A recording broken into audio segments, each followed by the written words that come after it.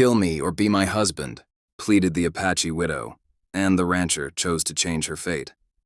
The woman stood in the open plain like someone already half gone from this world, her feet bare in the dry grass, her shoulders straight, not with pride but with exhaustion that had hardened into resolve. She was known among the scattered Apache bands as Nantan Luce's widow, though her real name was Ayanna, and widowhood had come to her not through age or sickness but through fire and blood.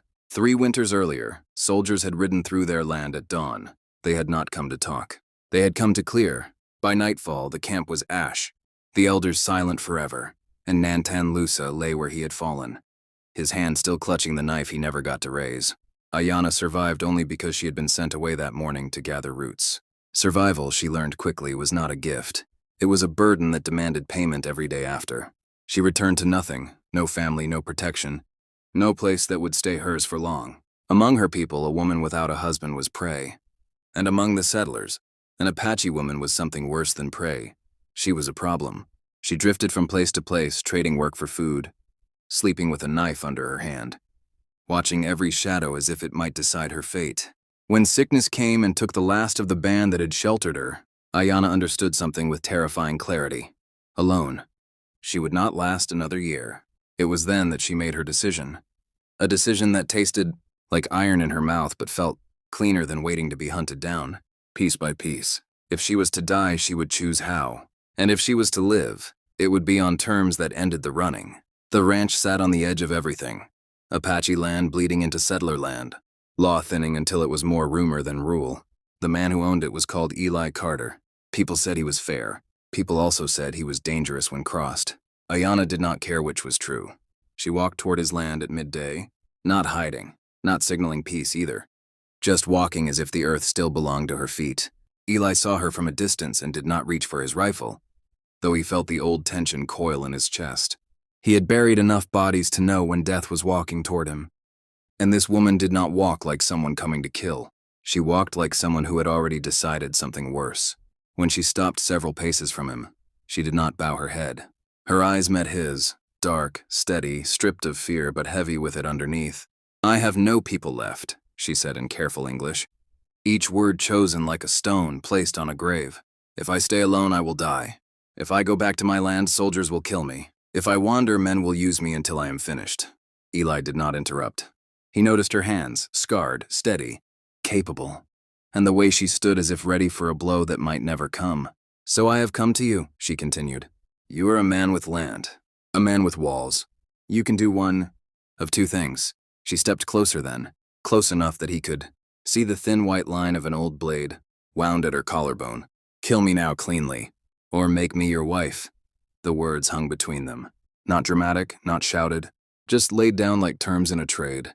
Eli felt something shift inside him. Not desire, not anger, but a slow, heavy anger at a world that would corner a woman into such a choice. He had lost his own wife years before, not to violence but to a sickness that did not care how gentle a man you were. Since then, he had lived alone by choice, believing solitude was safer than attachment. Looking at Ayanna, he realized solitude was a luxury some people never had. He could have sent her away. He could have pulled the trigger and told himself it was mercy. Instead, he asked a question that surprised them both. "What happens if I say no to both?" Ayanna's jaw tightened. "Then I will walk until someone else decides for me." "They will not ask." Silence stretched. The wind moved through the grass, carrying the smell of dust and old wood. Eli studied her again, really studied her, and saw not a threat but a line drawn in the dirt. Whatever he chose would change more than just this moment. Finally, he spoke. "I won't kill you," he said. "And I won't take you as a wife like you're bargaining for shelter." Her eyes flashed, anger breaking through the calm. "Then you choose my death later," she said flatly. "No," Eli replied. "I choose something harder." He lowered himself onto one knee, not in submission, not in mockery, but in a gesture that slowed the moment down. "You can stay here," he said. "You can work. You can eat. No man on this land touches you without my say, and my say will be no. We'll see what tomorrow brings. Before we decide what forever looks like." Ayanna stared at him, suspicion warring with something like hope that she did not trust. Among her people, protection always came with a price. Among settlers, kindness often hid cruelty. "Why?" she asked. Eli did not pretend nobility. "Because if I send you away, I'll be deciding your fate just as much as if I pulled the trigger. And I'm tired of that. The choice he offered was not the one she had prepared for. It frightened her more than death because it required waiting. Trusting, living with uncertainty. After a long moment, she nodded once. Then I stay, she said. For now. Neither of them knew it yet.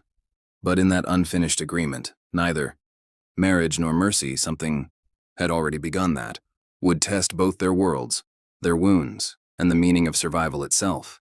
The wind carried a sharp chill that made her shiver, though not from the cold. Her heart raced, every beat echoing the impossible choice she had thrust upon him. She had seen the weight of the decision. In his eyes, he was not the kind of man to be forced into a role he did not choose. Yet there he was, kneeling before her, calm and deliberate, refusing to let fear dictate their fates.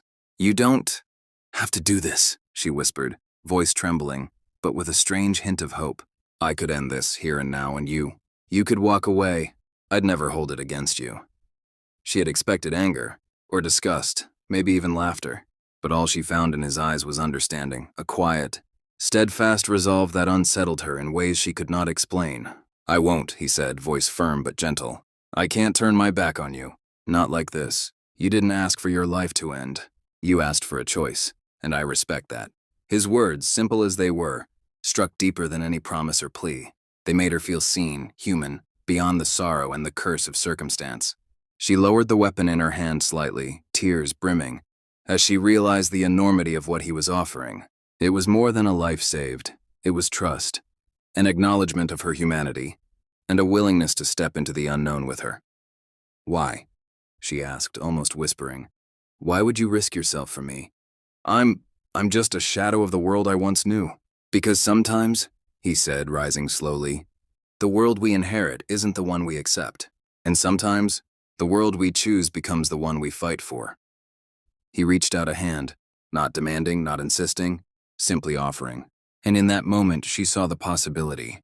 She had never imagined a life that could be more than grief, more than survival. The silence stretched, filled only by the wind rustling the dry grass, until finally she stepped forward.